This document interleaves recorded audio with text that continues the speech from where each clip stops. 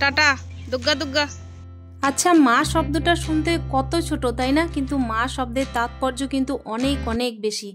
অনেক অনেক প্রতিকূলতা পার করে কিন্তু একজন মা তার সন্তানকে মানুষ করে, আর এটাই কিন্তু বাস্তবতা, জানো তো। তো চলো আজকের ভিডিওটা এখান থেকে স্টার্ট করছি। Hello everyone, good morning, welcome back to my channel. আশা করছি সকলেই খুব ভালো আছো। বীরভূম জেলার ছোট্ট একটা শহর থেকে আমি সুধা আবারও চলে এসেছি নতুন দিনে নতুন আরও একটা ব্লগ নিয়ে। সাথেই থাকো আমার। আশা রাখছি আজকের ব্লগটাও তোমাদের প্রত্যেকের খুবই ভালো লাগবে। ফার্স্ট মর্নিং একেবারে দেখো, ছেলের জন্য কিন্তু ব্যাগ সেলাই করতে লেগেছি। আজকে আছে আমার ছেলের ড্রয়িংয়ের পরীক্ষা, আর আমি কিন্তু নিয়ে যাচ্ছি না, নিয়ে যাচ্ছে আমার মা। মানে ব্যাপার হচ্ছে কি, আমার ছেলে কিন্তু আমার সাথে যেমন কমফোর্টেবল, তার থেকে বেশি কমফোর্টেবল আবার আমার মায়ের সাথে, জানো তো। আর এই তো দেখতেই পাচ্ছ, ব্যাগটা যেহেতু মানে ওই হ্যান্ডেলগুলো না একটু ছিঁড়ে গেছে, সেই কারণে ওটাকে সেলাই করে দিচ্ছি। আর এই যে ছেলের জন্মদিন আসছে কিছুদিন পরেই, তো ব্যাগ কেনার কথা আছে, টুকিটাকি ওর প্রয়োজনীয় জিনিসগুলোই কিনবো যেগুলো ওর দরকারি। তবে আপাতত এখন ছেলের রওনা দেওয়ার সময় হয়ে গেছে, তো আপাতত এটা সেলাই করে দিই।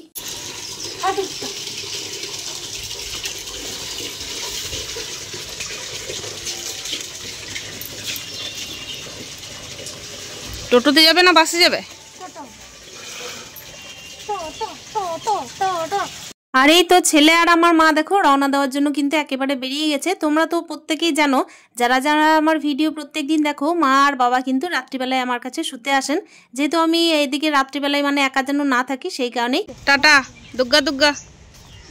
চারিদিকেই দেখি মাদার্স ডে কিন্তু খুবই শোরগোল চলে। তবে কি বলতো, মাদার্স ডে বলে তো আলাদা কোনো দিন নেই। মাদের দায়িত্ব, কর্তব্য, মাদের সব রকমের মমতা সব দিনের জন্য, কোনো দিন কিন্তু মাদের আলাদা দিন হয় না।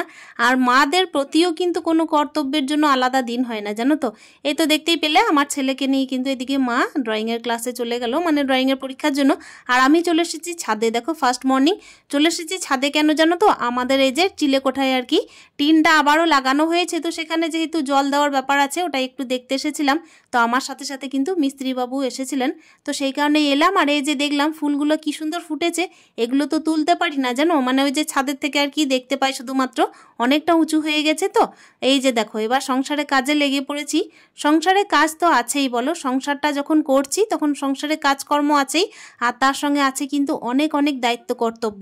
কার জন্য জানো তো, এই যে যাকে নিয়ে বাস করছি তার জন্য, আমার সন্তানের জন্য। এক তিল করে কিন্তু ওকে বড় করেছি। আর কি ভাবে বড় করেছি, কি প্রতিকূলতা পার করে যে বড় করেছি, এটা কিন্তু একমাত্র আমিই বলতে পারবো। তাছাড়া কিন্তু কাউকে আমি অনুভব করাতে পারবো না। সংসারের কিন্তু অনেক ব্যস্ততা থাকে জানো তো, কিন্তু সব থেকে বেশি চিন্তা কার জন্য থাকে জানো, নিজের সন্তানের জন্য। ওই জন্যই তো বলি যে মা শব্দটার মধ্যে কিন্তু অনেক অনেক অর্থ লুকিয়ে আছে, যার মানে কিন্তু আমাদের বোঝার বাইরে। যেন আমরা কিন্তু বুঝে সুঝে কোনো মাতৃত্বের দায়িত্ব পালন করি না, যা করি সেটা কিন্তু আমাদের ভেতর থেকে আসে। আসলে ওই যে কথায় কোনোদিন শুনেছিলাম যে ভগবান নাকি নিচে আসতে পারেননি, সেই কারণেই কিন্তু প্রত্যেকটা বাড়িতে বাড়িতে মাকে পাঠিয়েছেন। সত্যি কথাই তাই, জানো তো। একমাত্র মারাই দেখো একদম একদিনের সন্তান থেকে শুরু করে একদম ওই যে যতদিন বেঁচে থাকেন ততদিন পর্যন্ত কিন্তু সন্তানের প্রতি কর্তব্য করে। আর হ্যাঁ, এটাই কিন্তু বাস্তবতা যে মা প্রকৃত অর্থে কিন্তু এটাই মানে দাঁড়ায়। মা মানে কিন্তু দেখো সর্বত্যাগী। কিসের জন্য জানো, সন্তানের জন্য। নিজের জন্য কোনো কামনা বাসনা রাখে না। প্রকৃত যারা মা হয় না, তারা কিন্তু নিজের কোনো লোভ লালসা স্বার্থপরতা কোনো কিছু রাখে না, নিঃস্বার্থভাবে কিন্তু নিজের দায়িত্ব পালন করে যায়। আর ওই যে একটা ব্রত আমরা করে এসেছিলাম না, যখন নিজের সন্তানকে পেটে ধরেছিলাম, যে আমি কিন্তু নিজের সন্তানকে সারা জীবন যতদিন আমার নিঃশ্বাস চলবে ততদিন পর্যন্ত এই ব্রত পালন করে যাব, যে জীবন থাকতে কিন্তু আমি নিজের সন্তানকে একদম জীবন দিয়েই আগলে রাখবো। আর তার সত্ত্বেও দেখো, আমি কিন্তু নিজের সন্তানের জন্য যে কতটা করতে পারছি সেটা বড় কথা নয়। তবে হ্যাঁ, চেষ্টা করে যাচ্ছি। জীবনে কি পেলাম আর কি গেল সেটা নিয়ে কিন্তু কোনোদিন আমি আক্ষেপ করিনি। তবে হ্যাঁ, নিজের কর্তব্যগুলোকে কিন্তু নিঃস্বার্থভাবে পালন করেছি। আমি একজন সন্তান হিসেবেও কিন্তু এই কর্তব্য পালন করেছি, আর একজন মা হিসেবেও কিন্তু করে গেছি। কেন কি, আমিও তো কারোর সন্তান, আমারও তো কোনো মা আছে, তাদের প্রতিও আমার কোনো কর্তব্য আছে। শুধুমাত্র আমার মা কেন, আমার হাজবেন্ডেরও তো মা আছে, তাই হাজবেন্ডের মা মানেই কিন্তু আমার মা। হতে পারে আমরা দূরে দূরে থাকি, কিন্তু আমার কর্তব্য তাদের প্রতি কিন্তু সব দিনই থাকবে। কখনো উঁচু গলায় কথা বলিনি, আর আজ পর্যন্ত যেন বলতে না হয়, শেষ দিন পর্যন্ত যেন বলতে না হয়। আজ পর্যন্ত বলিনি, যেন শেষ দিন পর্যন্তও না বলতে হয়, এই আশাই কিন্তু মনের মধ্যে থাকবে। আর এই বিশ্বাস আমার নিজের প্রতি আছে যে কখনো আমি তাদেরকে ছোট করতে দেবো না কারো কাছে, আর ছোট আমি নিজেও করব না। আর এই তো দেখতেই পাচ্ছ সংসারে কাজ করতে করতে এখন কিন্তু এই যে আমাদের জগৎ জননী মা, তাদেরকে কিন্তু আমি সেবা দিয়ে নিচ্ছি। তো এই যে দেখতেই পাচ্ছ আমার কিন্তু তেলের বোতলের মধ্যে তেলটা আপাতত মানে বাড়ন্ত ছিল, তো তেলটা ঢেলে নিলাম। তারপর দেখতেই পাচ্ছ এদিকে কিন্তু পুজোটা দিয়ে নিচ্ছি ভালোভাবে, যতটা পারা যায় ততটা কিন্তু নিজের সংসারের জন্য করি। আর এইদিকে কিন্তু নিজের সংসারের জন্য করতে করতে আমার এদিকে টাইম জ্ঞানটাও মাথায় রাখতে হয় যে ছেলে আসবে আর ওর জন্য রান্নাবান্নাও করতে হবে, সমস্ত কিছু খেয়াল করে সংসারে কাজকর্ম আর সন্তান সব কিছু নিয়ে বেশ ভালোই আছি বলতে হয়। আর দেখো ভালো থাকতে হয় জানো তো, ভালো থাকার ইচ্ছা, ভালো থাকার চেষ্টা যদি মনের মধ্যে থাকে না, তাহলে কিন্তু হাজার প্রতিকূলতা পার করেও আমি নিজে নিজে ভালো থাকতে পারবো। তবে কখনো কখনো মনের মধ্যে একটুখানি চিন্তা, একটুখানি কষ্ট হয় যে আমি যদি অসুস্থ হই তাহলে আমার ছেলেকে কে দেখবে। আসলে ওই ডেকে হেঁকে তারপরে আর কি সবাইকে জড়ো করে তো কাজ হয় না। একটা সন্তান বড় করতে গেলে, তিলে তিলে মানুষ করতে গেলে কিন্তু গুরুজনদেরকে পাশে থাকাটা খুব দরকার জানো তো। আর সত্যি কথা বলতে একজন মা হিসেবে কিন্তু আমি নিজের দায়িত্ব থেকে এড়িয়ে যেতে পারবো না। আর দায়িত্ব থেকে এড়িয়ে আমি নিজেও তো বাঁচতে পারবো না। আমি নিজের সন্তানের জন্য না করে কি আমি নিজে স্থির থাকতে পারবো? আমার কি ভালো লাগবে? কখনোই না। এরকম জানি না কোনো কোনো মা হয়তো পাষাণ থাকতেও পারে যারা নিজের সন্তানকে জন্ম দিয়ে কোথায় ড্রেনে ফেলে দেয়। আবার কোনো কোনো মা থাকে যারা গর্ভে ধারণ না করা সত্ত্বেও কিন্তু নিজের সন্তানের মতো করেই দেখো পরের সন্তানকে কিংবা হচ্ছে অনাথ আশ্রম থেকে আনা সন্তানকে মানুষ করে। তাই মা কিন্তু প্রকৃত অর্থে একরকম হয় না জানো তো। প্রকৃত অর্থে মা কিন্তু জন্ম দিলে হওয়া যায় না গো। প্রকৃত অর্থে মা হওয়া যায় একমাত্র সন্তানের প্রতি কর্তব্য করে। কৃষ্ণ ভগবানও তো দেখো যশোদা মায়ের কোলে বড় হয়েছেন, তাই বলে কি যশোদা মায়ের কোলে আর কি বড় হলেও তার গর্ভে জন্ম নিয়েছেন তা কিন্তু নয়। গর্ভধারিণী মা নন। গর্ভধারিণী মা হিসেবে কিন্তু কৃষ্ণের মাকে ভালোভাবে সবাই চেনেনও না। মা দেবকীর গর্ভে জন্ম নিয়েও কিন্তু দেখো তিলে তিলে বড় হয়েছেন যশোদার হাতে। আর যশোদার কোলে কিন্তু খেলতে হাসতে মানুষ হওয়ার পর দেখবে যশোদা দুলাল নামেই কিন্তু সবাই চেনে। সেই অর্থে আমি বলতে চাইলাম মা শব্দের কিন্তু অনেক তাৎপর্য, অনেক অর্থ।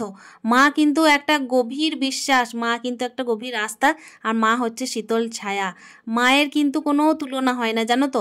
আর এই তো দেখতেই পাচ্ছ সংসারে কর্তব্য, দায়িত্ব এইসব পালন করতে করতে আজকে কথা বলার তাৎপর্য কেন বলো তো? এই যে বললাম চারিদিকে মাদার্স ডে একটা শোরগোল চলছে, প্রত্যেকের ব্লগেও দেখছি যে মাদার্স ডে একটা মানে বিশেষ একটা দিন।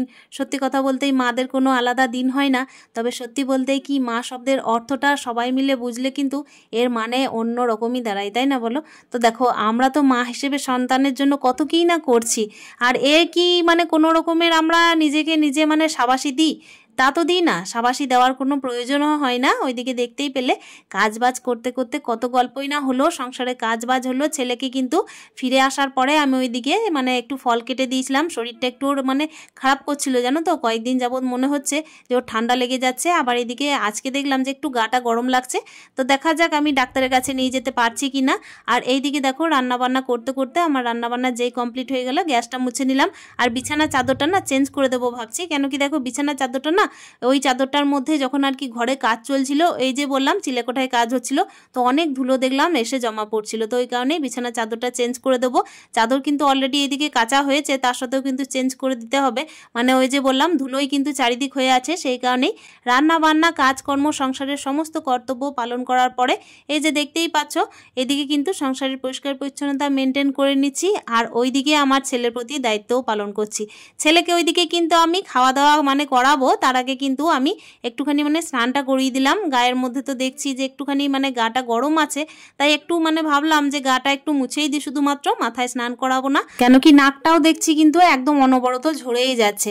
এইদিকে কিন্তু সন্তানকে মানুষ করতে গেলেও দেখো অনেক কিছু মাথার মধ্যে রাখতে হয়। কেন কি আমি তো জানি ওই যে পেটে আসার দিন থেকে আমি নিজের সন্তানকে কিভাবে বড় করেছি, আমি একমাত্র জানি আর আমার মা জানে যে আমি কিভাবে নিজের সন্তানকে তিলে তিলে বড় করেছি।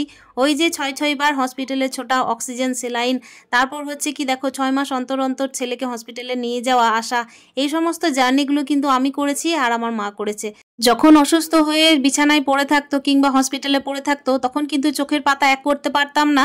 শুধু মনে হতো রাতটা যদি পের হয় আর যদি আমি নিজের সন্তানকে না পাই, এরকম একটা মনের মধ্যে কষ্ট হতো। কেন কি দেখো, আমার সন্তানকে না আমি একদম প্রচণ্ড পরিমাণের কষ্ট করে মানুষ করেছি, প্রচণ্ড শারীরিক দিক থেকে ভুগিয়েছে, ও একদম ভালো থাকতো না। এই ধরনের দিনগুলোকে পার করতে করতে নিজের কিন্তু মাতৃত্বকে বুঝতে শিখেছি, জানতে শিখেছি, নিজের কর্তব্যগুলোকে চিনতে শিখেছি যে আমি কিন্তু আর ছোট্ট বাচ্চা মেয়েটি নেই, আমি কিন্তু এখন মা হয়েছি। তাই মায়ের কিন্তু অনেক কর্তব্য।